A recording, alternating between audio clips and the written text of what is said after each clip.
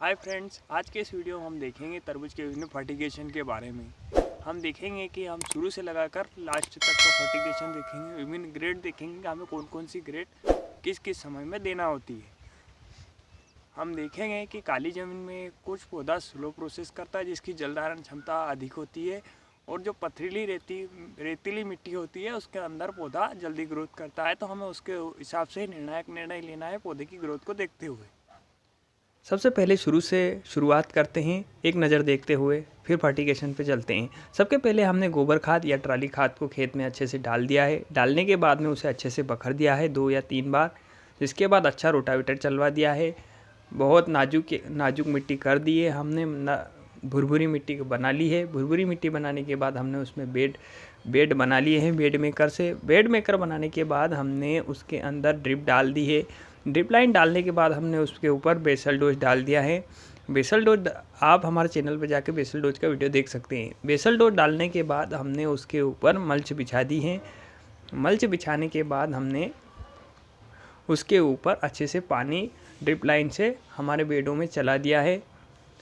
बेडों में पानी चलाने के बाद में हमने उसके अंदर तरबूज की बिजाई कर दी है। यहाँ से शुरू होता है फर्टिगेशन का शेड्यूल। चलिए, छठे से 7वें दिन हमें देखना है कि कोई पौधा अगर छूट गया है या कोई नहीं उगा है तो हमें उसे छठे या 7वें दिन वापस बिजाई कर देनी है, उसे अपने साथ ले लेना है। अब ये बात होती है। अब आगे चलते हैं 10वें दिन। हम देखेंगे कि सभी पौधे उगाए हैं, 2-2 पत्ती हो चुके हैं। कुछ पौधे नहीं उगेंगे, कोई बात नहीं, वो धीरे उगते जाएंगे। हमें सबसे पहला काम करना है कि हमें एलिएट लेना है, जो कि एक फंगीसाइड है। हमें देखेंगे कि उसके अंदर कलर रोट और डंपिंग की समस्या आएगी, इसलिए हमें एलिएट, जो कि एक फंगीसाइड है, उसे हमें 250 ग्राम प्रति एकड़ के हिसाब से। और वहीं अगर हम एलिएट नहीं ले पाते हैं, जो बायर कंपनी का आता है, वो नहीं मिले तो हमें मेनकोजेब लेना है 70% वाला, 250 ग्राम प्रति एकड़ के हिसाब से। वो हमें ड्रिप लाइन के माध्यम से चलाना है ताकि पौधे डंपिंग ना जाए। अब आगे चलते हैं। ये हुई 10वें दिन की प्रोसेस। 12वें दिन हम देखेंगे, आप पौधे की स्थिति देखते जाइए हमारे साथ। 12वें दिन हम देखेंगे कि हमें ह्यूमिक एसिड 200 ग्राम और 2 kg 19-19-19 लेना है। वो ड्रिप के माध्यम से हमें पौधे को देना है।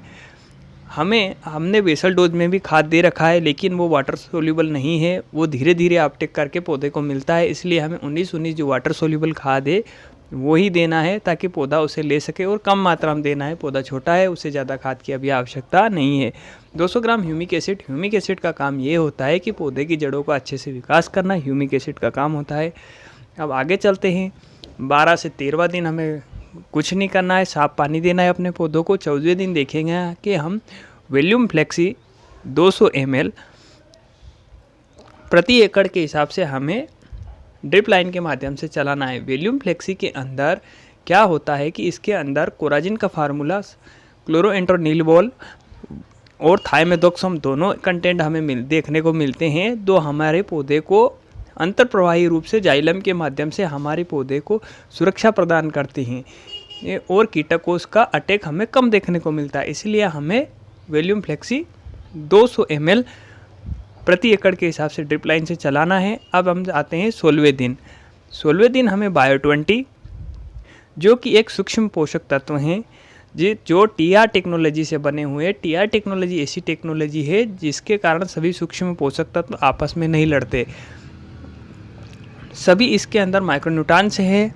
एनपीके से लगाकर calcium, magnesium, sulphur, zinc, boron, molybdenum और कॉपर सभी पोषक तत्व उपस्थित है बायो-20 में। उसी के साथ हम जिंक लेंगे। बायो-20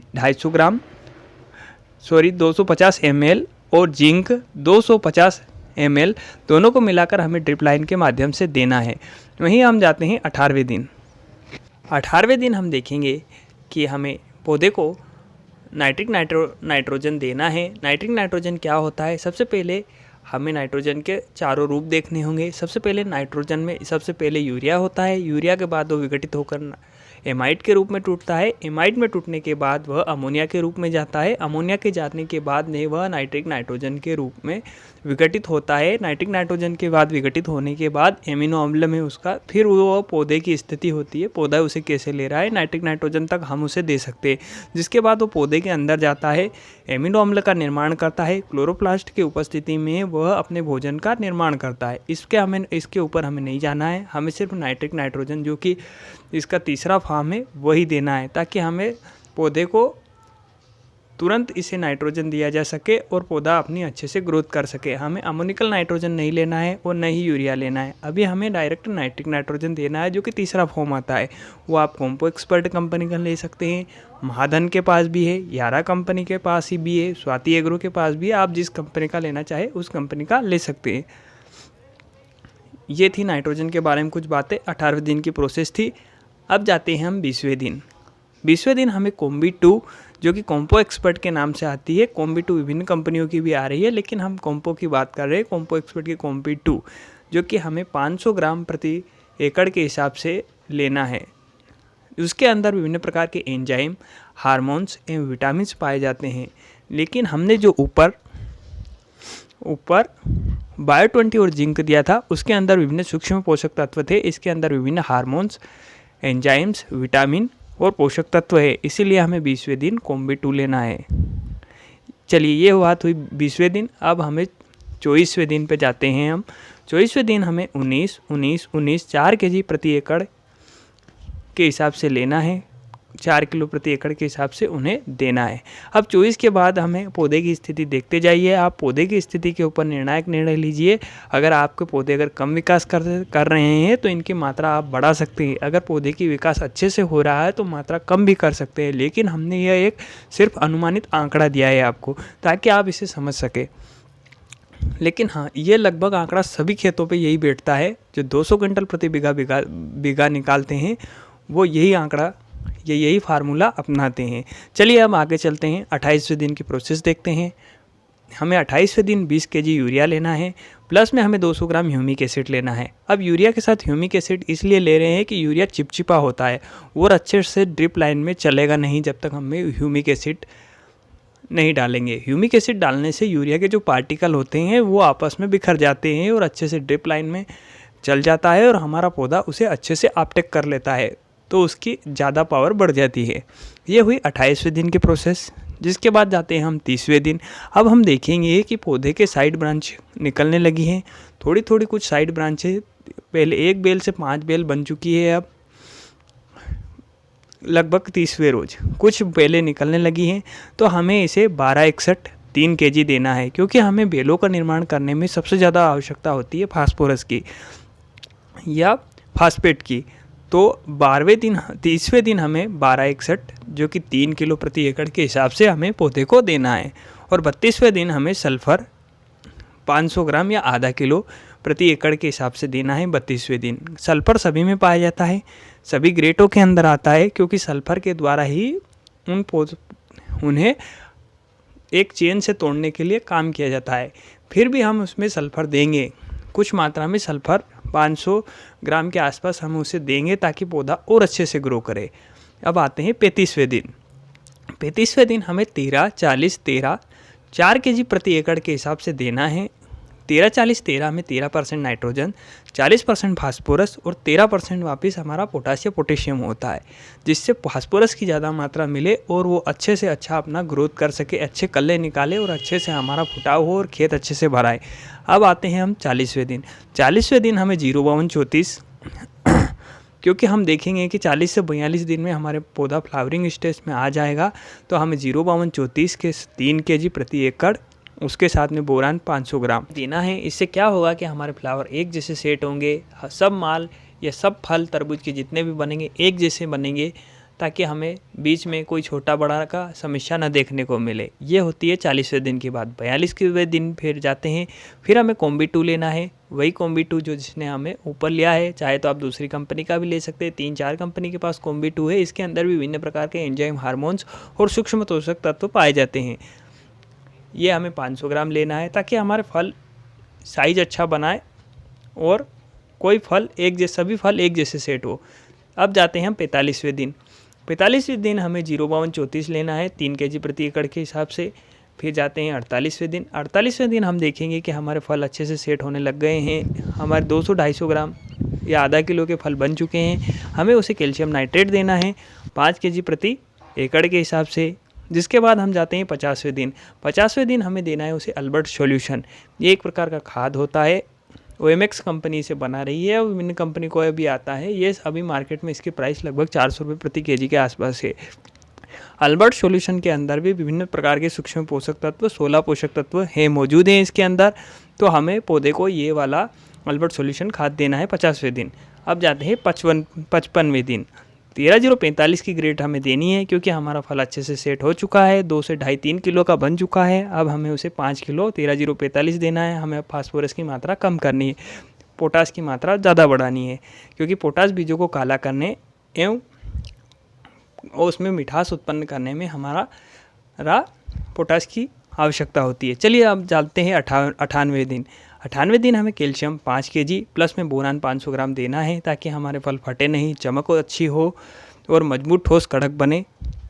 फिर हमें 60वें दिन जाना है। 60वें दिन हमें फेरस देना है, फेरस 500 ग्राम। फेरस के कारण तरबूज के अंदर मिठास आती है, इसलिए हमें फेरस देना है 60वें दिन।